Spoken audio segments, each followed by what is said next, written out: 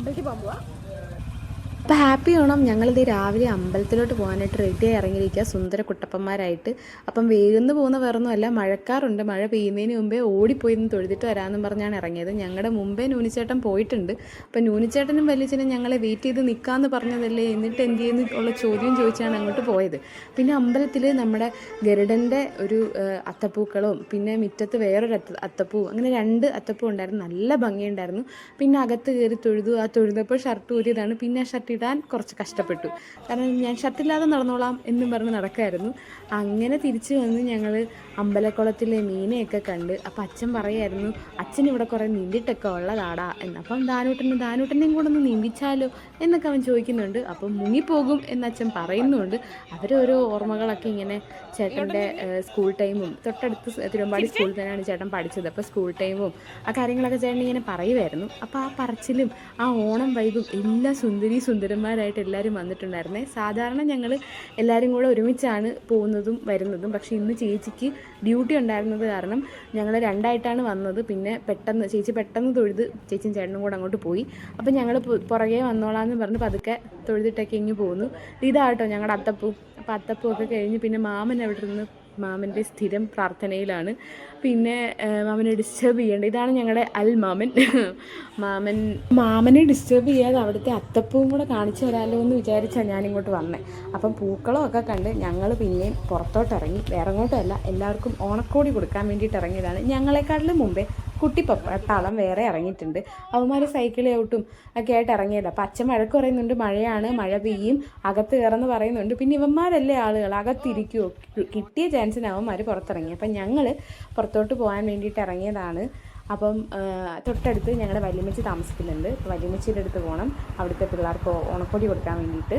അപ്പോൾ അങ്ങോട്ട് പോകാൻ ഇറങ്ങിയപ്പോൾ ചേട്ടൻ പറയായിരുന്നു, ഇത്തവണത്തെ ഓണത്തിനൊരു കളറില്ലല്ലേ എന്ന്. കാരണം വേറെ ഒന്നുമല്ല, ഒരു മൂടിയ അന്തരീക്ഷവും ഒരു മഴക്കാറും മൊത്തത്തിലെല്ലാവരും എന്തോ ഒരു ശോകം മുഖമാണെന്ന് ചേട്ടനും തോന്നി, മൊത്തത്തിൽ എല്ലാവർക്കും തോന്നി. അങ്ങനെ വല്യമ്മച്ചിയുടെ അവിടെ ചെന്നു. പക്ഷേ നിർഭാഗ്യവശാൽ അവൾ ഉറങ്ങുമായിരുന്നു, കുഞ്ഞി ഉറങ്ങുമായിരുന്നു. അപ്പോൾ അതും കഴിഞ്ഞ് പിന്നെ തിരിച്ചു വരുന്ന വഴി യുവന്മാരെയും പൊക്കി എൻ്റെ വീട്ടിൽ വന്നു. അവിടുന്ന് ഷടപടയെന്ന് പുറത്തിറങ്ങി. പിന്നെ ഞങ്ങൾ വീണ്ടും പോയി പായസത്തിൻ്റെ മേക്കിങ്ങിലായിരുന്നു. അപ്പം ബാക്കിയെല്ലാം ഓൾറെഡി ആയി. പിന്നെ പായസവും പപ്പടവും കൂടെ മാത്രമേ ഉണ്ടായിരുന്നുള്ളൂ. അപ്പോൾ അങ്ങനെ പായസത്തിൻ്റെ ലാസ്റ്റ് പരിപാടിയിലായി. പായസമൊക്കെ ആയി. നല്ല പായസമായിരുന്നു. ഇവിടെ എല്ലാവരും സേമിയ ഫാൻസാണ്, അത് കാരണം സേമിയ പായസമായിരുന്നു പഴവീട്ടിൽ. പിന്നെ ഓലനുണ്ട്, പിന്നെ എന്തുണ്ട്, അവിയലുണ്ട്, പിന്നെ എല്ലാ കറികളും വെച്ചിട്ടുണ്ട് കേട്ടോ ഞങ്ങൾ. പച്ചടി, കിച്ചടി, പിന്നെന്താ പരിപ്പ്, പപ്പടം, അച്ചാർ, നാരങ്ങയും ഇഞ്ചിയും ഒക്കെ. പിന്നെന്താ നമ്മുടെ തോരനുണ്ട്, എല്ലാം ഉണ്ടായിരുന്നു, എല്ലാ ഐറ്റം ഉണ്ടായിരുന്നു. പായസവും കൂട്ടി. പിന്നെ മെഴുക്കുവരട്ടി വയ്ക്കാൻ കാര്യം, ഇവന്മാർക്ക് മെഴുക്കുവരട്ടി ഇഷ്ടമാണ്. പിന്നെ കറി ഉണ്ടെങ്കിലും വേണം ഇവന്മാർ ചോദിക്കും, മെഴുക്കുവരട്ടി ഇല്ലേന്ന്. അത് കാരണം അതും ആക്കി. കണ്ട അച്ചാറൊക്കെ ഞങ്ങൾ കുപ്പിക്കകത്താക്കി. അങ്ങനെ എല്ലാം ആക്കി. അമ്മ വിളക്ക് കത്തിച്ചു. വിളക്കിലൊരുക്കുന്ന ഒരു ചടങ്ങ് നിങ്ങൾക്കിപ്പോൾ കാണാം. അതൊന്നുമല്ല, ദേ കണ്ടില്ലേ, ആരാദ്യം ഞാനാദ്യം എന്ന് പറയുന്ന പോലെ എല്ലാം വിളമ്പണം, അതും എല്ലാവർക്കും വിളമ്പണം. അവന്മാർ രണ്ടുപേരും കൂടി ഇടിയായിരുന്നു. പക്ഷേ ഞങ്ങൾ സ്നേഹമാണെങ്കിൽ ഭയങ്കര സ്നേഹമാണ് കേട്ടോ, കണ്ണ് തെറ്റാൻ പാടില്ല എന്ന് മാത്രം. അപ്പോൾ അങ്ങനെ വിളക്കത്ത് വയ്ക്കാനുള്ള സാധനങ്ങളെല്ലാം അമ്മ ഓരോന്നായിട്ട് എടുത്തു തന്നു. അമ്മ വിളക്ക് കത്തിച്ചു. ഞങ്ങൾ ചേട്ടനും അനിയനും കൂടെ എല്ലാം ഓരോന്നായിട്ട് വിളമ്പി വിളക്കത്ത് വെച്ചു. അത് കഴിഞ്ഞ് ആദ്യം മാമനും പിന്നെ അച്ഛനും കഴിച്ചു. പിന്നെ ഞങ്ങൾ എല്ലാവരും കൂടെ കഴിച്ചു. ഇവന്മാർ ഇന്ന് ഒരു സ്പെഷ്യാലിറ്റി എന്താണെന്ന് വെച്ച് കഴിഞ്ഞാൽ ഇവന്മാരായിരുന്നു ഞങ്ങൾക്ക് വിളമ്പി തന്നത് കേട്ടോ. പക്ഷേ എന്തായാലും ഹാപ്പി ആയിട്ട് അവിടെ നിന്ന് ഇറങ്ങി. പിന്നെ എൻ്റെ വീട്ടിൽ വന്നു.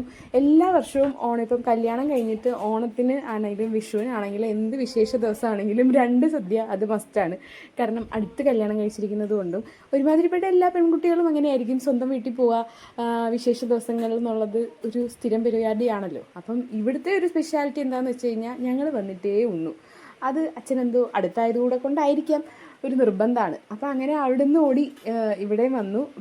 ഇവിടെയും സദ്യ ഉണ്ടായിരുന്നു. അവിടുത്തെ സദ്യയും ഇവിടുത്തെ സദ്യയൊക്കെ കഴിച്ച് ഞങ്ങൾ എല്ലാവരും ഒരു വഴിയായി. അങ്ങനെ വെച്ച് വിളമ്പി നമ്മളെ കാത്തിരിക്കാനും അങ്ങനെ നമ്മുടെ ഒപ്പം ഇരുന്ന് കഴിക്കാനും ഒക്കെ എല്ലാവരും ഉള്ളതിൽ ഭയങ്കര ബ്ലെസ്ഡാണ്, ഹാപ്പിയാണ്, ഗ്രേറ്റ്ഫുള്ളാണ്. അപ്പോൾ എല്ലാവർക്കും ഹാപ്പി ആവണം. Okay, by.